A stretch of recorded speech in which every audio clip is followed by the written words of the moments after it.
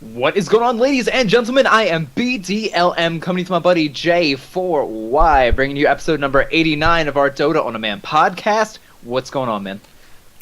Greetings and salutations. It is a wonderful Tuesday night here on the East Coast of the USA.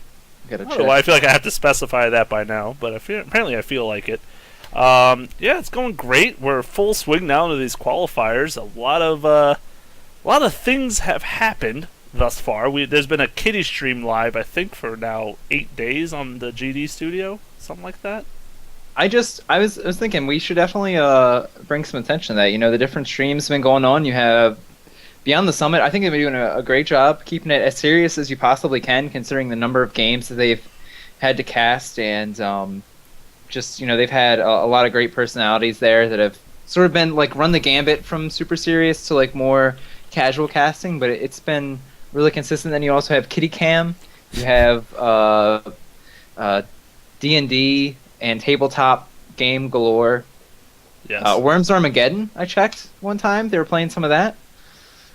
So, have you been enjoying how the qualifiers have been cast and followed so far? I think it's been pretty interesting. Now, here's the thing, and actually Toby, One Kenobi, commented on it in a post of his. He's always kind of a drama boy himself, but essentially, there's a ton of streams out there. You know, there's a European hub, a North American hub, and different other ones. I believe there's probably a Chinese hub and a Russian hub, etc.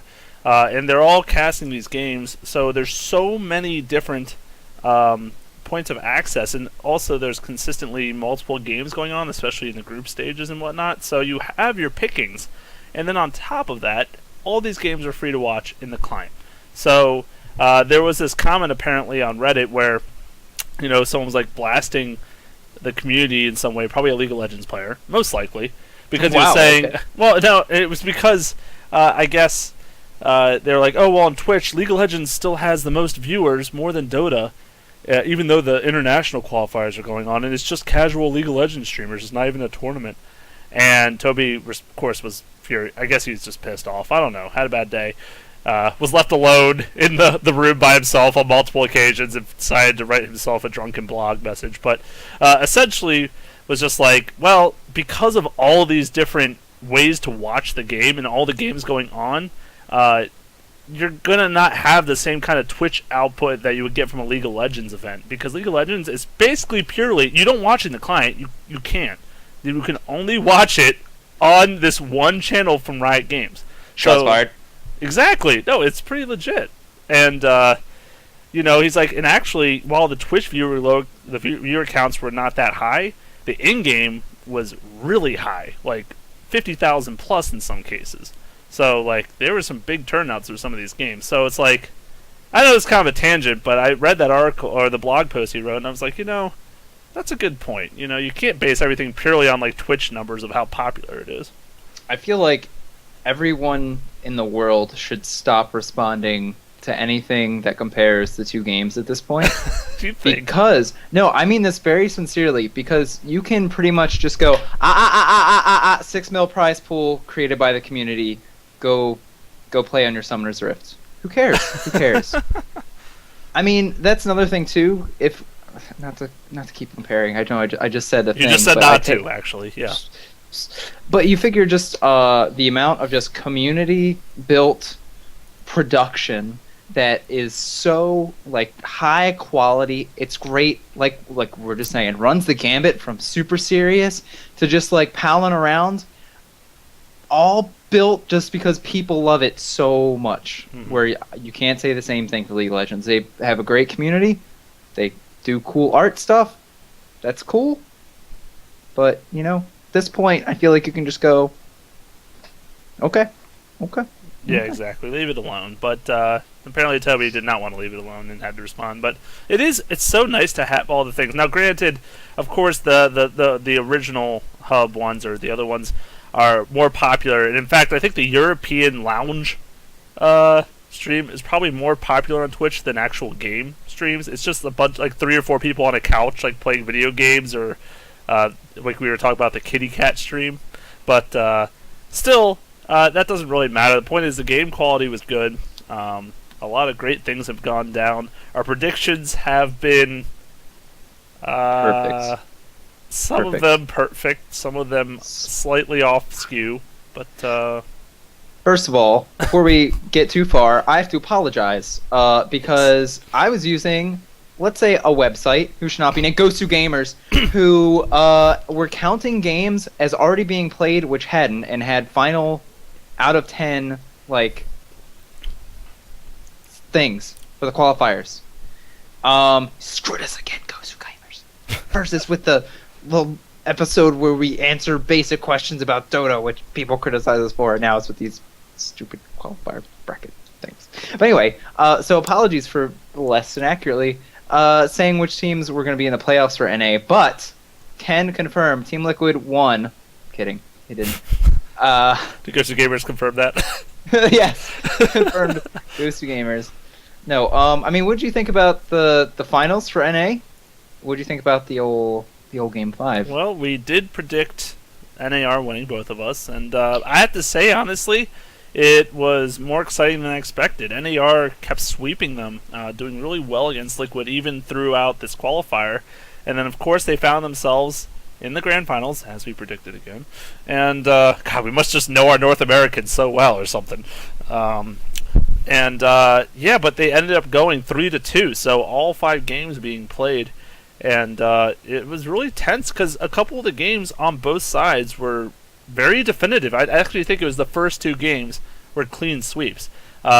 Liquid losing harshly in the first one, but then TC picking up Ursa in game 2 and just dominating with him. And they just had a real back and forth battle. And then on the cusp of game 4, where it's 2-2 tied up in the late evening, everyone's exhausted. Server issues! Go figure, right? That's a perfect time for it. Storms in the Northeast, I believe, were the cause Oh, of is that what they said? the issues. I want to say I read that somewhere. It's probably on Ghost to Gamers. That brought this on. That's going to be a thing now, isn't it? If something was unconfirmed, say confirmed by Gosu Gamers. Sorry, go on. Yeah. What? Oh, Storms. yeah, Game 5. storms happen. Explosions in the servers, probably. But they ended up not being able to play. They waited an hour after that evening, and they still not improved. So they waited till, I believe, the next day. So, like, pretty much a whole day to play that next game. So they all got rested up, and I think that actually went in NAR's favor because it was off the verge of a Liquid victory in that 4th game. So, yeah, I mean, both teams were kind of worn out, but I think at the height of each team, at like their top performance, I think NAR is a better team, and I think that played in their favor because they were rested up, they came in there with a fresh mindset, and they played their game and won out. So congratulations to them. Fogged and Snake King continuing on their legacy, going pretty well for them. And you know what? Good for them. You know, coming back in the scene after that Dignitas baloney from before past. Hopefully they have a little better showing than when they were Dignitas in the previous TI, but nonetheless, they will be coming in. They've assured their spot, and now Liquid will go, still actually go to TI4, but in the wild card battle for that extra. That was it, the 16th slot, I believe. Yeah. There was a lot said back and forth about, oh, what does this, mean with the game 5 being separate, like you mentioned, now you're not riding out your momentum of the game 4 just won. I think, and then the other thing, oh, well, there's a Drow Ranger in these games. I mean, these teams are going to have all this time to try to figure this out where you might get caught off guard. I almost think that the biggest thing for me is I've mentioned a couple times in the last couple episodes that I feel like the way that these qualifiers are set up is that you have the maximum number of chances to just say that your performance is like a direct result of your team's ability and skill, that you can't say that there are these random chances that are causing one team to go and another not to. Mm-hmm. You'd almost say maybe the benefit is, okay, game 5, pretty much just a direct reset. Everybody gets to rest. You've been playing a lot of Dota. Come back tomorrow, see how you do. And it's not like that there was, I feel like, this huge sweeping strategy that one team was able to employ that got a big advantage because they got to think about it. Maybe you say, I feel like a big part of game 5 was the fact that Enchantress was able to snipe the Radiant Courier. But Ice even said, this is a thing that's been pretty prevalent throughout the NA qualifiers. It's not like this is something that they just were like, oh yeah, we're gonna kill the courier and it's gonna screw Shadow Fiend and we're gonna get a win off of it. It's like this is kind of what's been going on the whole time, so it's something that maybe you should have expected or been thinking about. Yeah, I think the pressure maybe got to them a bit too, got in their head a little bit, and NAR was just riding a high throughout that whole qualifier. They were really coming in with the mindset, the mindset they were going to do really well, and they lived up to that performance. They did a great job. So, NA in the books. Not the only one in the books, but we'll get to the next one soon. I just also feel like this is a good time to announce the current prize pool. We'll just keep saying it until it's finally wrapped up, but looks like we need some new rewards because we've hit the 6 million in 11 days. Hit all the rewards in 11 days. We're at 6,083,298, which is a 280% increase in the base prize pool. Yeah, absurd. I've talked about before, so maybe you won't. Wonder if they're gonna come out with some new stretch goals. I wouldn't mind. Why not reach for the and stars? Make it a big one, like you were saying before. Make it like a 10 million. Why not? Just get like, all right, 10 million. Here's something really cool that we just think you might want. And Techies is released. Everybody gets an Arcana Techies. Oh God, Arcana Techie. That doesn't even make sense. We don't even know anything about him in the first place, except that he has a cart. That's all I know about him. That is what makes it even better because there's so much unknown that you can't comprehend. The other way I want to put this, which is kind of cool, is the first place winner right now of TI4 will earn roughly, actually more, than combined first 3 winners of the first 3. Because it's over 3 million for first place. How mad would you be? Well, I mean, not mad. You won $1 million in your team. Okay, you're not mad. But how, you're like, oh, if only this happened in the time I won the International. Now we're playing harder teams. It's going to be harder to get up there. And the prize pool is so amazing. Second place gets 1.3 million. That's not too shabby. That's still better than first place last year. I mean, you can't be too upset with that. No, I think that it's a great movement towards. I mean, okay, first International, you win $1 million. Your sponsor takes some of the money. You guys split the cash. You're set for a while. That's great. I mean, not to say that $1 million is not enough money, but I mean, you figure you're able to take first place this year, next year, whatever that prize pool is going to be. I mean, then you're pretty much you can say that you can make a career in Dota, and if you win first place at the International, you're rather set for a while to live a reasonable life. Oh yeah, like that can be your professional maxing out in your 20s. And you're fine for a long time. Let me do some napkin math. That's probably completely wrong. All right, so let's say your team wins the 3 million. Divide that. Well, let me just do some really wrong math here. So let's divide that by 5. All right, numbers, just out of a hat. Let's just pull everything out of a hat. Divide that by 5. 600,000. Take 10% off the top for your sponsor or whatever. Let's say now you're at 550,000. Completely wrong math, Hold on a second. right? I'm falling behind on my abacus. No, get back on the abacus, sir. Okay. 550,000, right? Let's just round it down to 500,000 because that's easier. All right, now take off roughly half for taxes and other bullshit, right? So now you're down to 250,000. And let's just take another 50,000 out because you love your mom and all the money goes away. You still have $200,000, right? $200,000. What can that do? Let's just say I put $200,000 in your bank account right now. What would you go do? Let's just say I figured out how many years of my current salary that lasts, and I got real sad. Yeah, and don't do gross salary. Do net, because I just did net in my napkin math. That's what I'm saying. That might take 2 lifetimes. I'm not sure how many, but it's going to take a couple. That's a lot of money, straight up. That's pretty cool. Get a great retirement portfolio going and just... There's no tax on the prize pool, says Bonk. Yeah, I think Valve... Valve pays the tax. Well, okay, then that's just your mom tax then, or whoever I'm putting the money to. Well, honestly, I said only 10% for the sponsors. It's probably more than that. So, either way, let's say at least 200,000. You might even get more, all right? That's a pretty good chunk of change. I wouldn't be too upset with it. Yeah, no, I think it's great that it's totally a reasonable thing. I mean, this is, one tournament. You're gonna have one winner who is saying that they can make a lifestyle out of winning, being successful at the sport. But of course, it's only going to go up. So the way though you word it as a career, though, the only thing it's lacking right now is a steady income. You have to win. You have to be good to make actual money. Whereas, and oh my God, I'm comparing to League of Legends again. Why are we doing this episode? You're the worst we might as well person. post this episode on Gosu Gamers because they're gonna love it. They in their league or whatever, they pay the teams a salary throughout the season.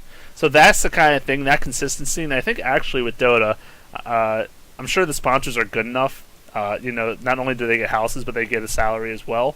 If that was more consistently across the board, then yeah, you could actually. Career sounds a lot more like an ideal word. Right now, I don't think you could ever call it a career, at least in Western Dota. I'll put it that way. Western Dota, you can't call it a career. You call it fortunate or like a really nice hobby, but I just feel like it's definitely not reliable enough to consider as a career at this point for anyone. Yeah, that's in true. Western. Eastern, yeah. It's like their lifestyle in some of those countries. So those people are like, we have our Britney Spears and everything. They have their like HYHY kind of people. They're just like, yeah, you're my hero. I'm getting my autograph today. Like, they'll be in the mall signing autographs for kids. I don't know. Yeah. And I mean, speaking of, I guess the comparison now, we have some Eastern Dota to talk about. As we had the Southeast Asian qualifier wrap up pretty recently, have the China qualifier going on right now, which we'll be talking about next week. I've gotten to watch a little bit of those games. There was one game that went almost 2 hours long. I was starting to just look at some hero trends to compare to the Southeast Asian scene, but talk about that more next week. For this week, SEA. Some of us may have called things better than others this time. Maybe. Perhaps. It's okay. Wait, are we talking about China or SEA here? SEA. Yeah, you better be talking about SEA because we're talking about China. I don't know. I'm going to live my dream while I can. You let me have this. Dream. Okay? That relates to China. That's okay. Go ahead. Yeah, so Arrow, spoiler alert, they wind up winning.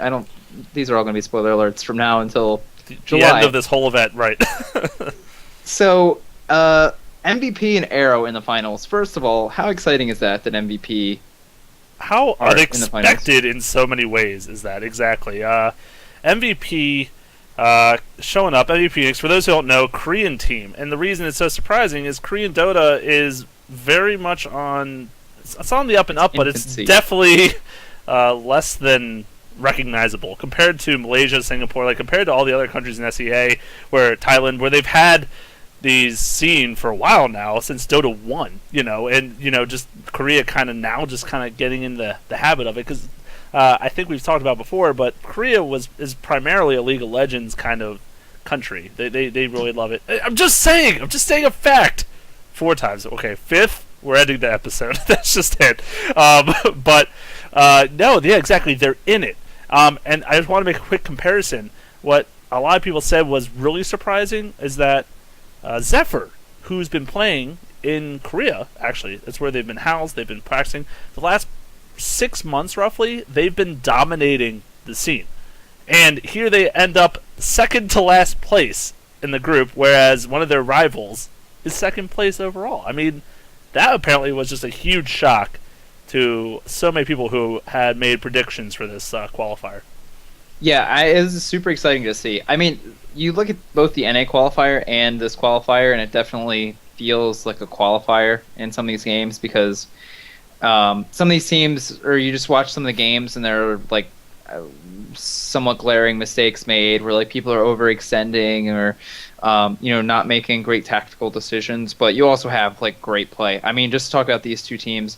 DDZ, I feel like he is on so many more people's radar than previous to these qualifiers. Mm-hmm. And, just watching some of the games earlier, like Ryzen playing on Rubik, just great steals, just really high caliber play. Again, you still see some glaring errors, but the fact that you see these sparks of,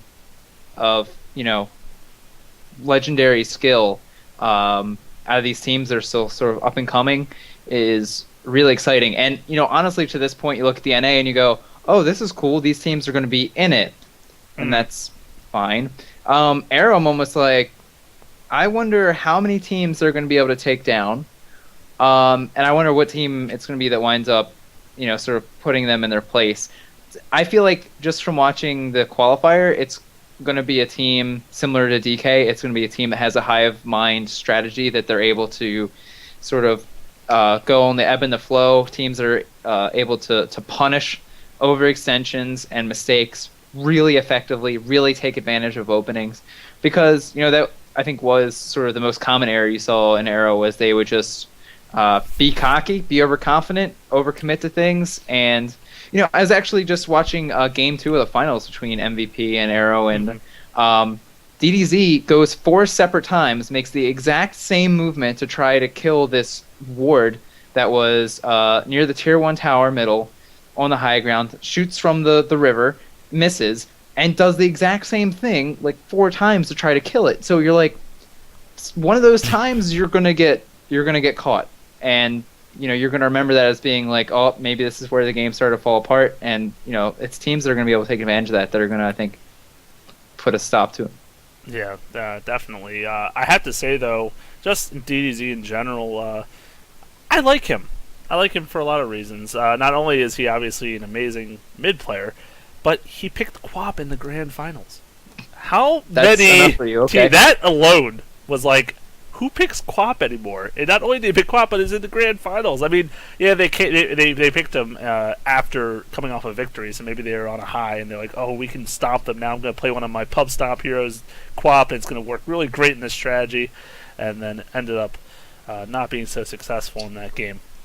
But I guess I maybe should start this a little bit earlier, but I do want to point out that I was really kind of curious to see how the hero differences would wind up going just between the regions, and to see how the metagame was just sort of globally different between these two qualifiers. I have a question to lead that off. Were Shadow Demon and Mirana used in this meta? No. Says Gosu Gamers. They said there were no Mirana picks. And no, I mean, Shadow Demon was also really prevalent, but the 3 that I just picked out as being super common: Treant Protector, Mirana, Sand King. The most picked hero, the Treant Protector and SEA. He was the 3rd most picked for NA.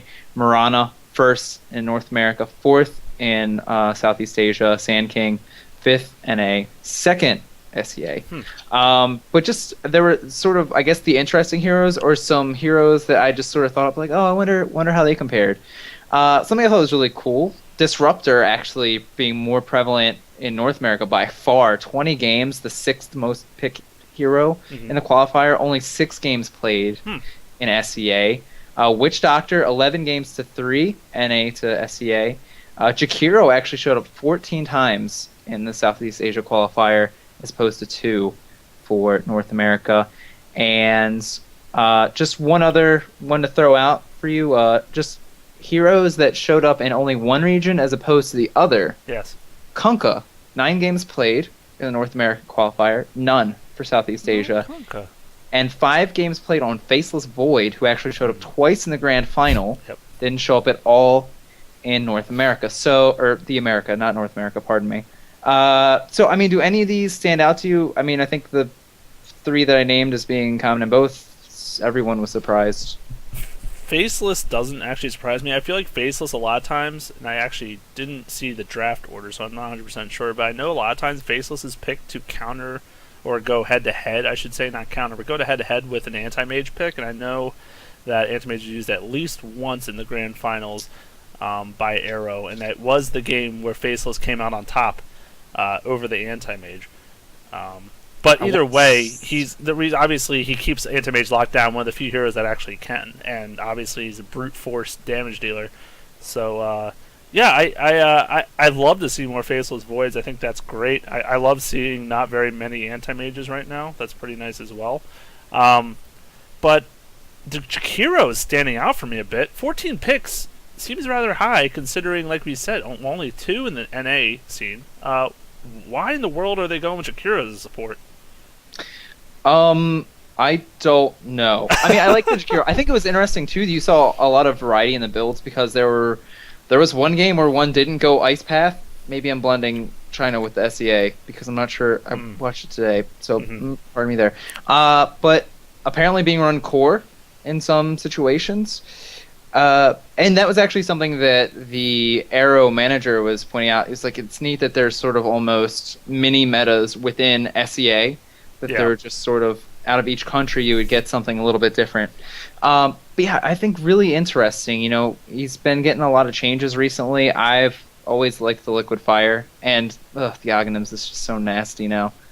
I think that was really cool. I was surprised too. I think by the Kunkka a lot. I was expecting him to maybe be picked up a handful of times in SEA. I think because he's more reliable and there's more reliable things that you can do with him. But I guess clearly an American invention for the time being.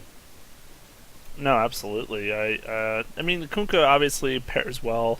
He's one of those kind of combo heroes, and I think maybe he's not seeing the light of day as much because these SEA teams would just, if they don't get the Marana, they're not gonna run a combo-esque kind of lane. So yeah, I mean it is interesting, but I guess they don't value the boat and the torrent enough to warrant the pick. And the X marks the spot support Kunkka build. I guess not coming out here for them. Maybe they haven't messed around with that strategy all too much, but.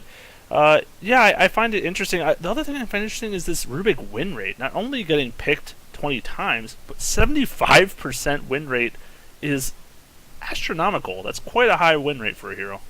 I feel like I've seen a lot more clutch Rubik plays in this qualifier than I've seen in, I think, a long time.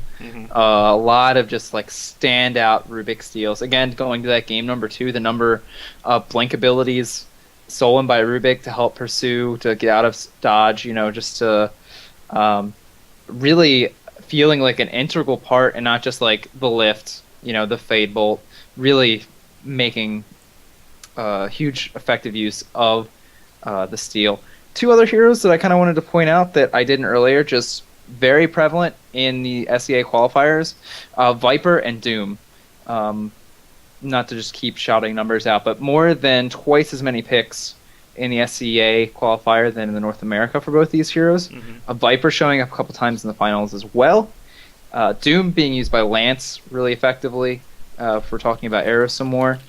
But the other cool thing that I liked about seeing the Faceless Void in the SEA qualifier, or in the finals, I should say, is we got to see a build that employed the early Aghanim Scepter and a build that didn't do it at all. And I feel like most of the Faceless Void that I've been seeing of late has been that Aghanim Scepter and not the Battle Fury, Midas, farm the world, fight forever from now.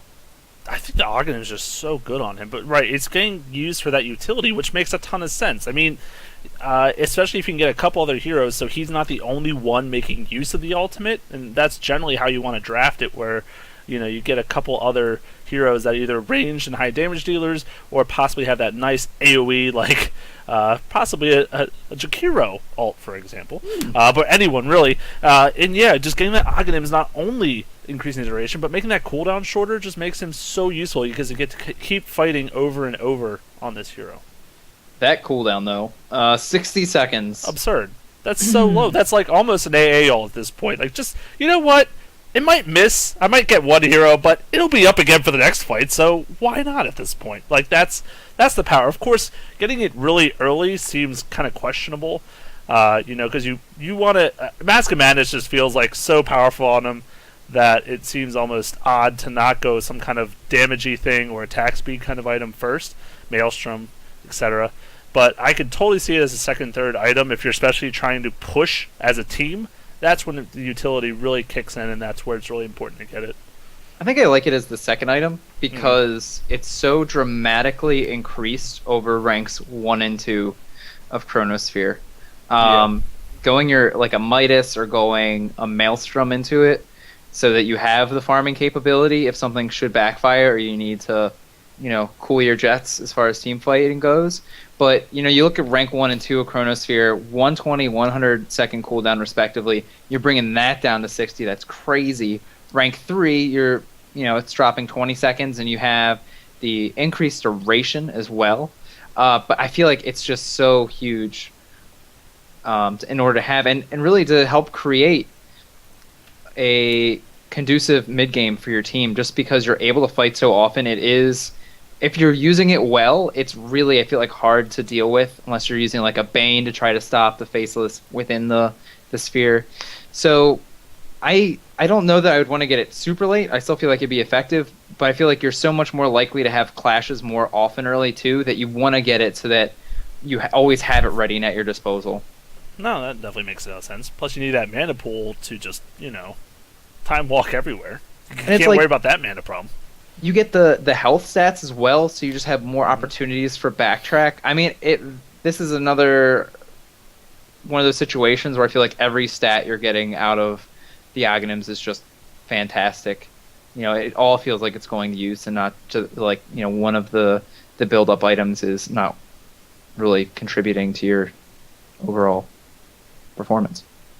Yeah, no, I definitely agree. I think he's a very useful, practical hero. Unlike the Anti-Mage, who's just going to split push you and farm all game, this one can do that well, especially if you get like a Maelstrom or Battle Fury. But also, when the time comes to push as a team, he's obviously going to be leaps and bounds ahead of an Anti-Mage in terms of usefulness in a fight, assuming, of course, you land the Chronosphere in a spot that captures multiple enemies and none of your allies. As a personal pub problem, but Or maybe sometimes you hit one person with the Chronosphere and your middle Darkseer vacuums 3 people together into an Ancient Apparition ultimate that just completely kills it. I mean, that's also... reasonable.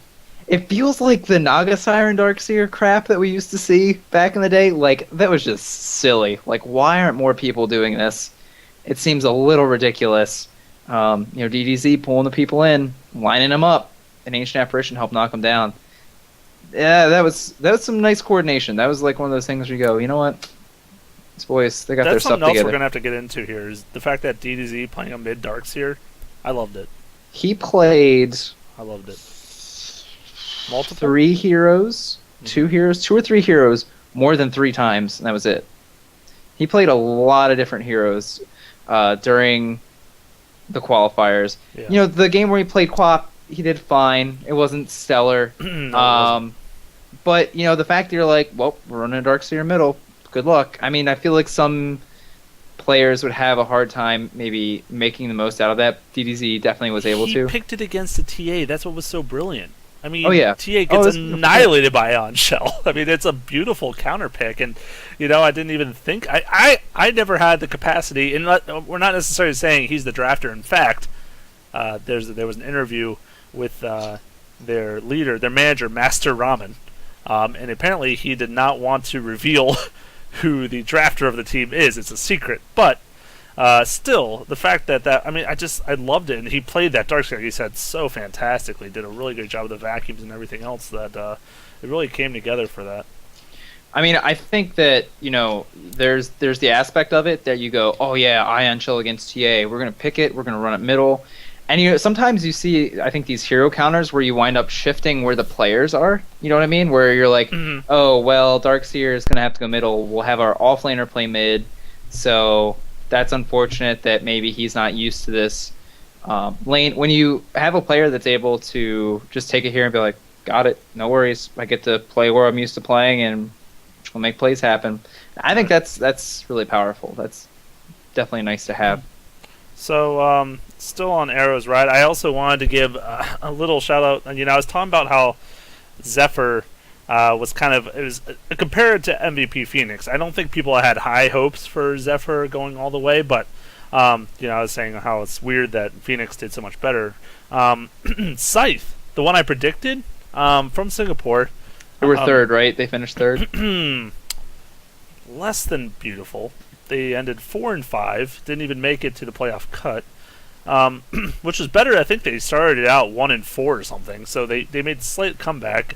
Ended up actually taking one of the games from Arrow, which everyone, I have to say, has to try to watch that game if you can. Scythe vs. Arrow, and the group stages. Miracle played Meepo. Went Scotty, Blink, Aghanims, Manta, Scythe, Treads.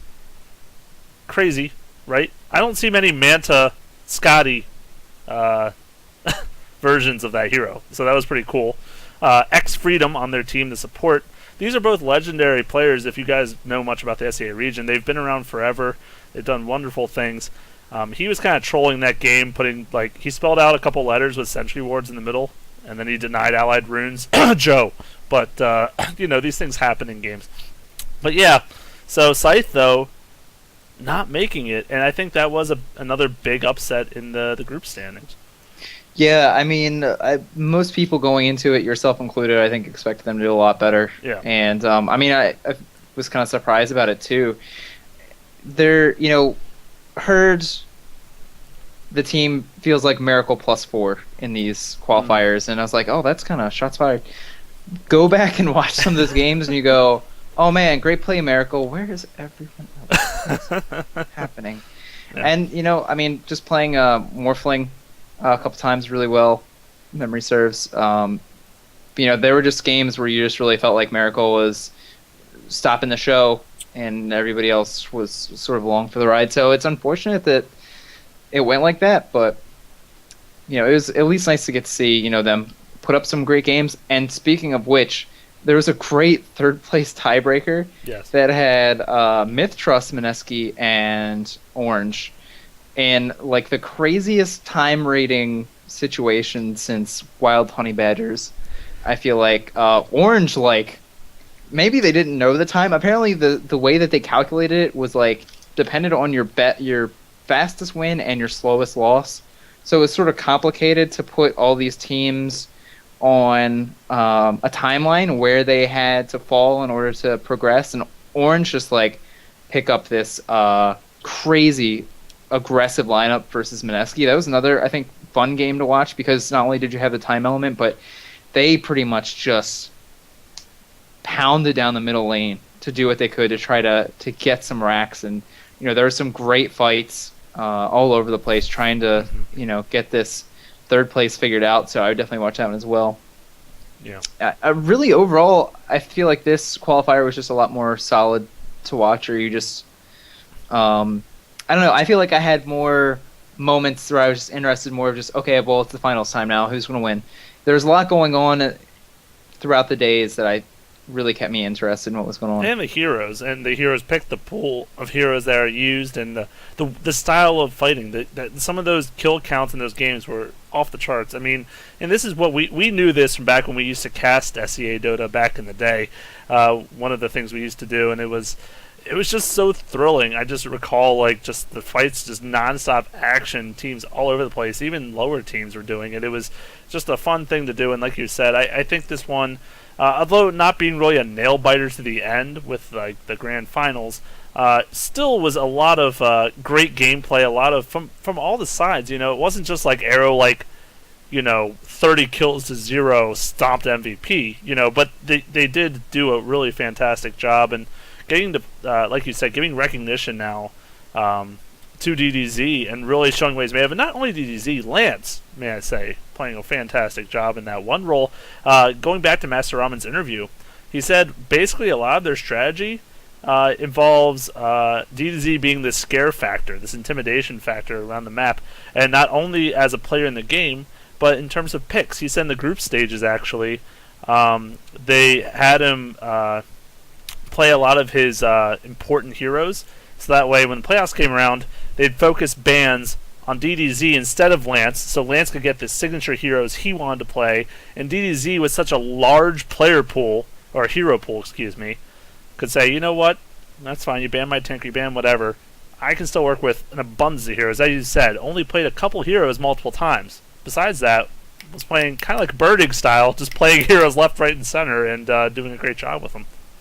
Yeah, Invoker, Tinker were two. I think there was a third, I think, that he wound up playing more than 3 times. But yeah, I have to say that just the way that their squad plays in general, I really enjoy that Lance seems to like to play heroes that are more aggressive or more about fighting. I mean, the game that he played Anti-Mage, even going for the Vlads with a Wraith King on the team, I mean, I just felt like he was more about combat than just running around and farming, which I definitely enjoyed. And mentioning too, did really great on the Doom as well, which is a hero that, of course, is looking to try and start fights with that ultimate.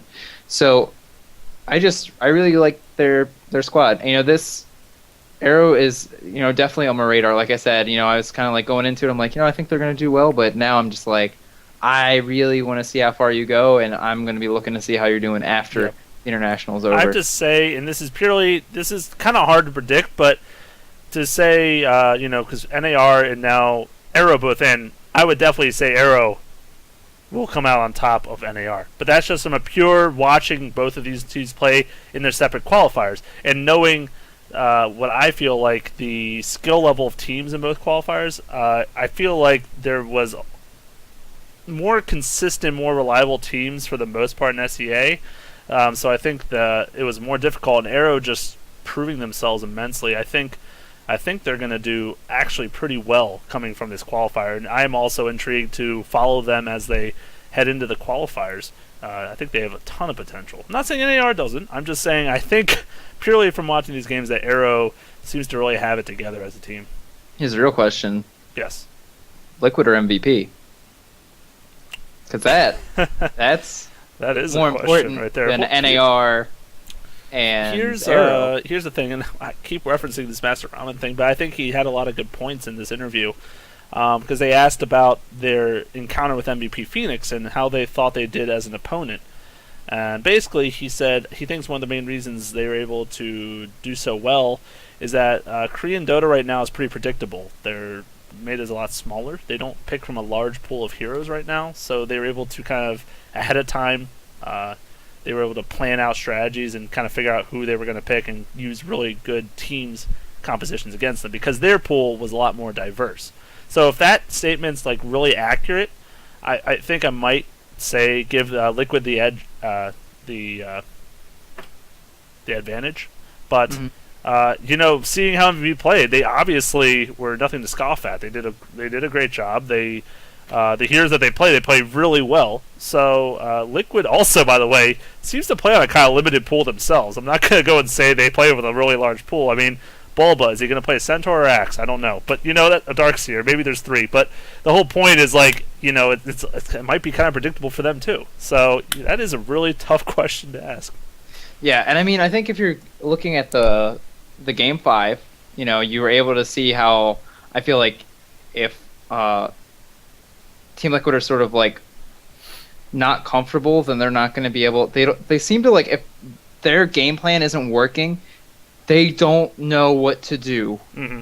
They struggle to find Plan B, and I just feel like, especially just like seeing Ryson's root pick, like I found that pretty impressive, and I'm just wondering if maybe the individual play might not wind up being a big factor in that matchup when these two teams meet.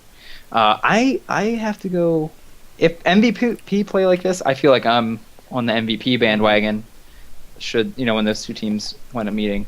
Right, that's true. And as far as I'm still predicting neither of these regions to get in with that extra spot, but anything can happen. YOLO, Yeah, and I mean, I think again, like you said, great point. Team Liquid not playing on a broad hero pool either, so right. They're going to have some time to look at one another to try to see what's going on and sort of dissect one another. So I feel like one team isn't going to necessarily be able to get a strong advantage based off of the draft unless they come up with something crazy that they think they're going to be able to take the other team off guard with. They've got a couple.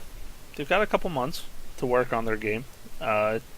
Demon at least returning to TI the international again in some capacity. He's trying to make his way every year, in some fashion. Maybe a broadcaster next year, we'll see. But hey, happened for Milk. Why not? Don't you mean on the winning team next year? Oh, sorry, might be. Wouldn't that be funny? Liquid comes, wins that, and wins the whole thing. We would just. Well, I'd have to give my hats off to them, but that would be the Cinderella story of a lifetime right there. Yeah, that is the Cinderella story. No, they get to the grand finals and there's NAR. They lose to them. Actually, they probably would be too upset with $1.3 million as a consolation prize, to be honest. Can you really complain about? You should. Much? That's the thing. You should. You might be able to. You'd be like, man, I didn't get the 3. You still got over $1 million, bud. You still won more than Na'Vi in their first year. Just saying. So, you know. Well, I think that might wrap up our SEA thoughts, but Bonk in the chat, man, he's been on the ball tonight with us. This guy Gave us a feed. You know how we were talking about those goals? They've already released more goals. Oh! Let me link it to you in the Skype chat, and I'll start describing it while you get caught up with me here. So, feel free to look in that. So, yay Valve! And it's not all ridiculous. There is a 10 million, by the way. But that's not the only one. So, uh-oh. Did I lose BDLM? Folks, I might have lost BDLM. Well, I'm going to have to wait for him to call me back. But, in the meantime, I will start going down here.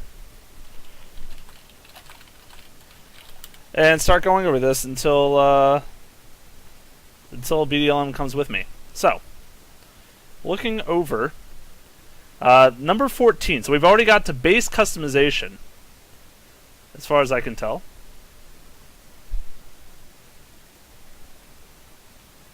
That should be pretty legitimate. You get to customize a building in your base, if I do believe so. Let me try to call him really quick. Sorry for the Skype thing. But, number 14, at 6.8 million. So remember, we just hit 6 million here. At 6.8 million, there's a daily The person whom you're trying hero. Thank you, Skype lady. Well, I'm going to stop calling him and let him call me. That will be the ideal situation here. So apologies for this unfortunate circumstance, but he will be back promptly. So, going down the list here. Number 14, Daily Hero Challenge at 6.8 million. So, you get to earn 25 compendium points every day by winning a game with the hero we choose for you. So, you basically get a daily quest to play a certain hero. Not too bad. All around. 25 compendium points is not a lot, especially when you get up in the levels, but it's just basically saying, hey, all you gotta do is play a hero, and we'll give you some free points. And maybe it'll encourage you to, try out new heroes. Let's say it's Meepo today. Well, I'm gonna give Meepo a go and see what happens. So that's pretty awesome. Number 15, Alternate Voice. Vote for the hero you'd like to receive a new alternate voice and dialogue pack. When the recording is complete, you will be granted an item that unlocks the new voice. This is all awesome. All this stuff, I want to call free. It's not completely free, right? Because at the end of the day, we're all chipping in for this prize pool, but there's so many like me and BDLM and other people. I mean, a bunch of us have paid the extra $10 or whatever, but a lot of people are chipping in a lot more than that to get there. I've seen compendium levels over 200. Mine's level like 15. So, not quite an even balance. But still, we're getting along for the ride. It's kind of cool. It's really nice that it's not only like if you're level 100, you gain these benefits. Everyone, even if you just bought the basic one, you get all these benefits. So anyways, alternate voice, that's pretty cool. Maybe give Io a new voice. Maybe instead of beep boop, he does he sings or something, or he gains the portal voice. We'll never know. Well, we might know. That's at 7.2 mil. 7.6 million. Number 16, Favorite Hero Challenge. So, start training for the next international. Select one of your least played heroes, and we'll provide a GPM, XPM, gold per minute, and experience per minute analysis tool during the game to help you compare with your performance with previous games. Win 10 games before July 28th, the event, and you'll earn compendium points. That's really cool. So you get to try out essentially one of your least played heroes, right? They're trying to get you to improve on someone. They'll provide you during the game with analysis tools to see how you're improving with that hero over time. And if you win 10 games with them, which is kind of asking a lot for one of your least played heroes, potentially, you'll get compendium points. It doesn't say how many, but still, sounds pretty beneficial. 8 million, number 17. Model update vote. So, for this, you vote for the hero you'd like to receive a reworked model. Now that's pretty fantastic, I have to say. I'm going to try calling him one more time in the meantime. This is not normal performance. Oh, hello. Hi. Welcome to the podcast. Who is this? Who am I speaking to? This is John. I'm a caller from North Pole. Oh. Is it cold? It's brisk. So It's sorry brisk. about your issues, but I've begun going over these with the viewers by myself. You're a champion. Oh my gosh, there are so many. This is I know. So you're going to have to mentally catch up, and I'm going to just keep reading off the one that I'm at. And then you get to start giving thoughts. Actually, you know what? We'll breeze through them. okay. The quick and dirty. Daily hero challenge. You gain, every day you get a new challenge, a new hero. If you win a game with it, you get 25 points. Pretty cool? Digging it. Digging it. Alternate voice. Next one on the list. You vote for a hero, you like to receive a new alternate voice and dialogue pack. We get an item that unlocks the new voice when it's done. Also very cool. Ooh, you pick Io for I that picked one. Io. I already predicted that. Yeah, I said instead of beep boop, maybe it's like I don't even know what it could become, but It's just angry, scary sounds. It's just rage. I hope everyone sincerely is voting for the Io pack or the Io. What's it called? The skin, the package. The Arcana. Arcana. Everyone better keep voting for Io, or we're gonna be upset over here on DoD on Demand. Just saying. Disco Ball Io. I'm just It saying. needs to happen. It's possible. Next one down, favorite hero challenge. This one's kind of interesting. So one of your least played heroes, they'll give you an in-game goal per minute, experience per minute analysis tool that helps compare to your performance with previous games. If you win 10 games before July 28th, you'll earn compendium points. I don't know anything that you just said. Least played hero. If you win 10 games, you get points, essentially. And that's actually really neat. The I analysis like that a tool lot. sounds cool. I don't know how that's going to... Well, it shouldn't be too hard, but... That's really cool. That it's. I mean, we talked about last week the benefits of doing our challenges with these heroes we don't necessarily do. That's like the actual thing of like, hey, you get to pick a hero you're not good with, and you get to try stuff and track your performance as you go. That is actually pretty slick. Now, the thing is, with ours, we only have to play 10 games. This one, you have to win 10 games. So quite a difference. Quite a difference in that vote. Then I finally got to this one, the model update vote. So vote for the hero you'd like to receive a reworked model. Think Venomancer. That's the kind of scale I'm thinking. Io. Instead of a glowy ball, he's a cube. Oh, Yeah.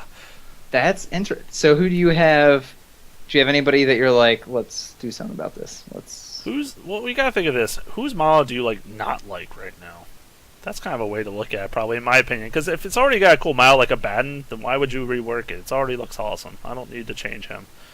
Axe maybe could use a little tune-up. He's kind of bland. He's very red, which is They did fine. also just make him go Super Saiyan though, so I feel like That's true. You did get that buff. You did get that buff. that was a buff. That was definitely a buff. I feel like Slardar would be interesting. I don't have a problem with Slardar, but I'm just like, he's not very. That's a I don't good know. one. I don't know yet either, but I guess we might eventually get to that one day. At 8.4 million, and multi-kill banner, you'll receive an item that customizes your multi-kill banner. Unicorn Stampede. Unicorn Stampede. For all those who don't get that, here's a New Earth reference. It was great. Was not It's- League of Legends. We didn't do it for the 5th. It is the best thing that Heroes of New Earth has done for the world. Hands down. But yeah, so that's kind of like a mediocre one. That's not as cool as the other ones we've been saying, but who knows? I like it. I mean, see, because you also have to consider what does customize mean, because you might be able to do some pretty nifty stuff with it. I don't know. Maybe it's just in what it says, but that... See, this almost goes back to me with the 6 million, where it's like, well, you get to customize a base building. Yeah. Just that this changes how you have to interface with the game. So not only do you get this, but you get to put in people's heads that this is something that they can mess with and is going to broaden what people are going to be able to work on in the workshop, and that excites me. As I believe it should. Yeah, okay. You've turned me on to it a little bit more. I can see that. Hopefully that goes that way. 8.8 million after party broadcast, live broadcasting of the after party with special guest Darude. Okay, Wow, No Tail has to be on stage playing Sand King. for the Sandstorm, just because that is like, oh, I really wish that they would have won that game. That song just repeats, right? The whole rest of the night. They just never stop playing it. Why would you play anything else? No, maybe you do like Sandstorm, Sandstorm, turn down for what? Sandstorm, Sandstorm. I could take that. Mm-hmm. That sounds like that's a party I want to be at. Let me tell you. Anyways, that's just so trolly and fantastic of them. That I love it. That's very good. 9.2, new upgraded creeps unlocks new models for your creeps after you've killed the enemy barracks. Available to all players, not just compendium owners. Because I guess they have to implement that on a grand scale. So That is the single greatest thing Yes. I've ever read. that is fantastic. I wonder what they look like. Oh my god, we have to do this, team. Team, we have to do this. You know what? All of us can donate a little bit, or maybe someone just donates $3 million. Well, I guess it's actually 4 times. So $12 million. Yeah, this happen for us? times 4. That's a good point. Yeah, that's amazing. I mean, I don't know. It might not be as dramatic as I'm hoping it is, but still, anything would be pretty cool. And I am curious to see. I wonder if we could see some concept art that might inspire people to get there closer. I don't know. I'm sure it'd be like, different armor, like more ball and weapons or something. I doubt it's like, all of a sudden they're unicorns and they're stampeding. Why not? But again, that's now something else for people to mess with. I dig it. A to Z challenge support. Oh, I'm sorry, I just had to keep reading. You go ahead. Thank you. Just in case you disconnect again. Uh-huh.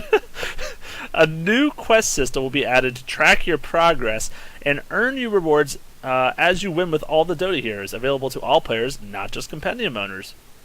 This is actually something I really enjoy about Heroes of the Storm, is having this quest interface We've thing. probably I think referenced every single game possible tonight, haven't we? Demigod is my favorite thing ever, except for Smite. Wow, there you go. Done. Perfect. I really enjoy their quest system. Yeah. It's just kind of neat. It's really simple. It's like play this hero twice, win 2 games, and you get like gold that you use to unlock heroes permanently because it's one of those games. But it is just, I think, really cool. And you think if you had like, oh, you get 10 battle points, like whatever. It doesn't even have to be a huge thing. Another, I think, gate opener. Here's the thing, though. The quest system in Dota would normally be pretty worthless because all the heroes are available. All it could really do is give you experience towards your next level. So it's That's like what I meant by battle points, yeah. Yeah, battle points. It's definitely not the same aspects like getting gold in Heroes of the Storm and unlocking heroes. I mean, yeah, people would still do it, and it's kind of like, I guess it kind of still, you're like, well, I might as well and just, try this new hero out and do this quest. But it's not like nearly the same reward as in one of those games. You're like, oh, I can buy a hero now because I did this quest. Like, it's so much of a better scale for them. That's true. And I mean, I guess you would also have, like, there are some sort of group goals, like for Heroes of the Storm, it's like play a Diablo hero. There are some heroes in Dota where they recognize the like lore relationship with, like I remember one of my Baden items has like demons imprisoned or something like that. So you could still probably make something work like that. But yeah, maybe I guess a quest system in general wouldn't necessarily be that classy. It's really nice in compendium times because obviously you get to level your compendium and that has benefits. So that makes a lot of sense, but once the compendium goes away, the quest system kind of diminishes greatly. So, but it is intriguing, and it's definitely the AZ thing's really cool because it's obviously been a thing that's semi-popular, especially in Dota 2 Reddit. People post their progresses and just try it out, and it's obviously a good way to get you to play all the heroes, and you keep playing. For those who don't know it, you play down alphabetical order the hero list from A to Z, and you have to keep playing that hero until you win. So it's not like you have to win all 110 in a row or something, but you have to keep playing Abaddon until you get a win, and then you move on to Alchemist or whatever the next one is. So it's pretty interesting. I wonder if they would actually make you do it that way, or if they would just be like, I bet they would. Although that would be silly, because as soon as it releases, everyone's gonna go for the first pick of Batten or something. It's like, oh dang it, rage quit. I don't want to play this game. yeah, that's true. I wonder how they would work around that. That would be very interesting, because it's also available to all players, not just compendium owners. Mm-hmm. So I wonder if you can just say, I'm going to work on my A to Z challenge, and they go, well, your next hero is this. And you go, all right then. Well, Very I guess interesting. we'll find out. And last but not least, at the 10 million mark, Victory Prediction Taunt unlocks the ability for you to perform a voice taunt with your hero in the early stages of the game. Keeps track of how many successful predictions you've made in a row.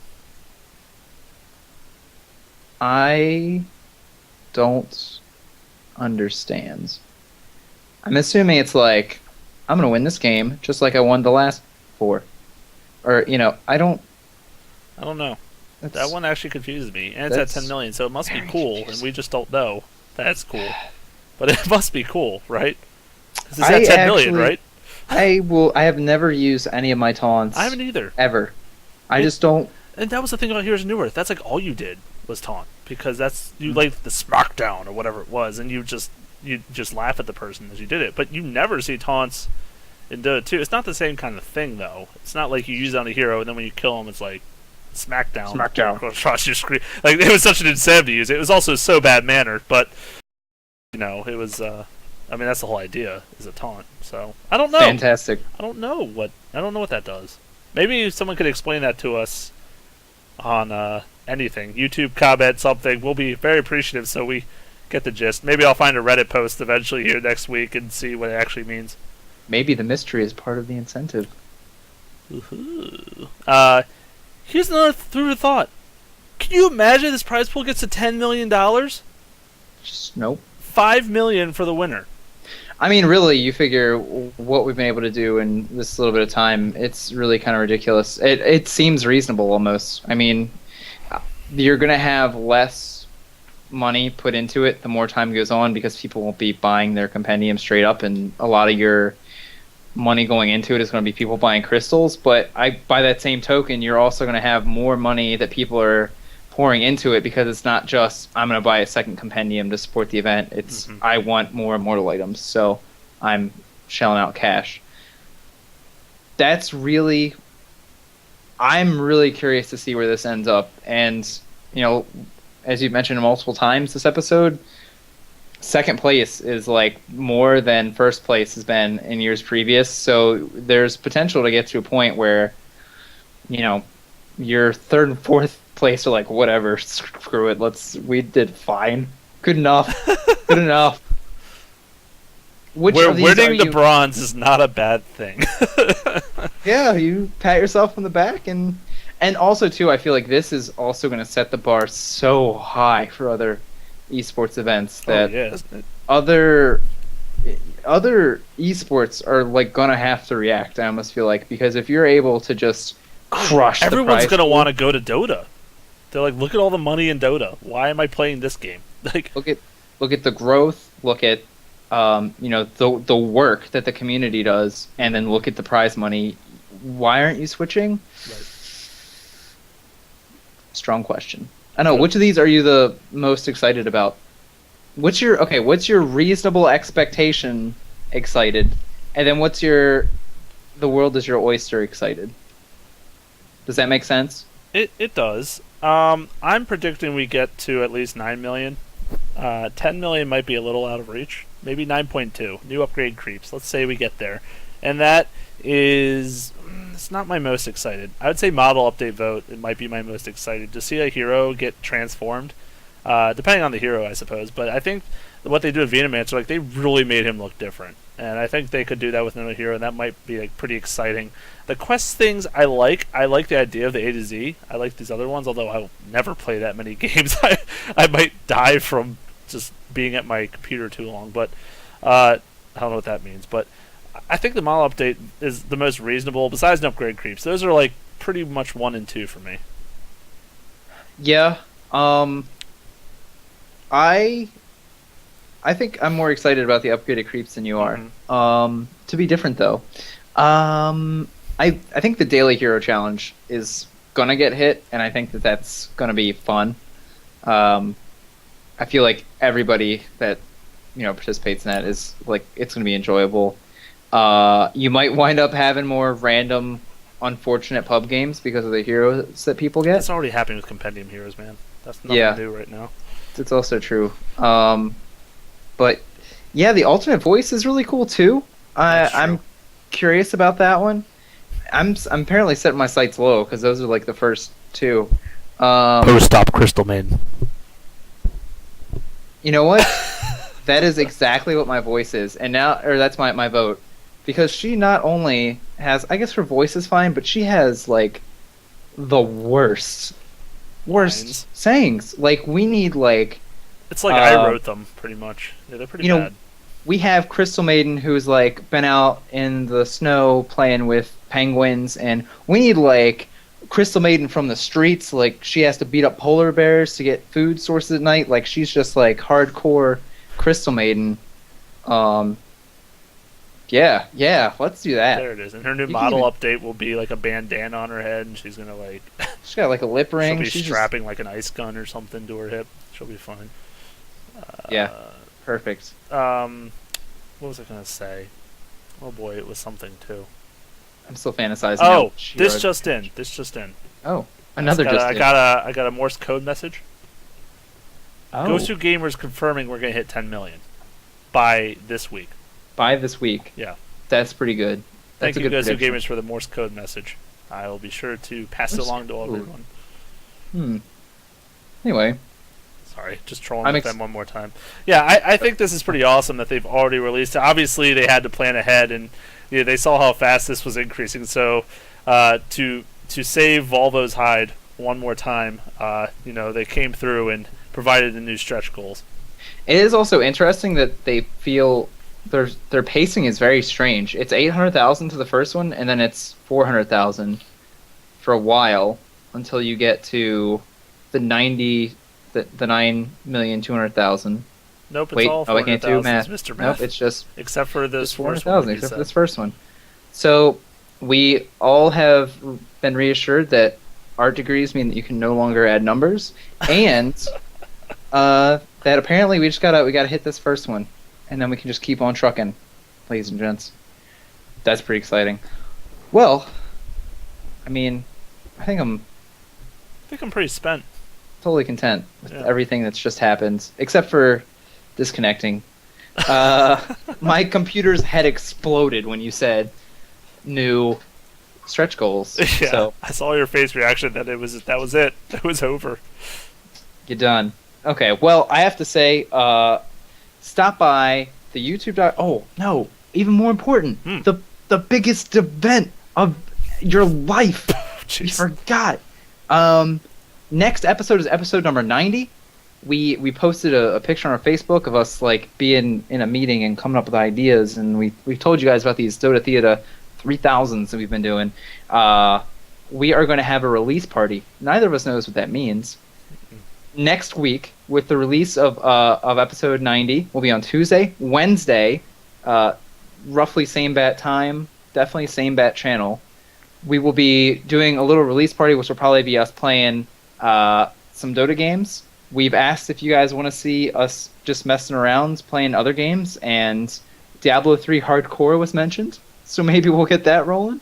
And then play the Dota Theater episode, and then hang out for a little bit afterwards and talk about it. And you guys are, of course, welcome to keep submitting game IDs for us to do episodes on. And so, yeah, come hang out with us. Next Wednesday, 7:30 is when we're going to run the episode. Be there beforehand, be there after. We'll be here.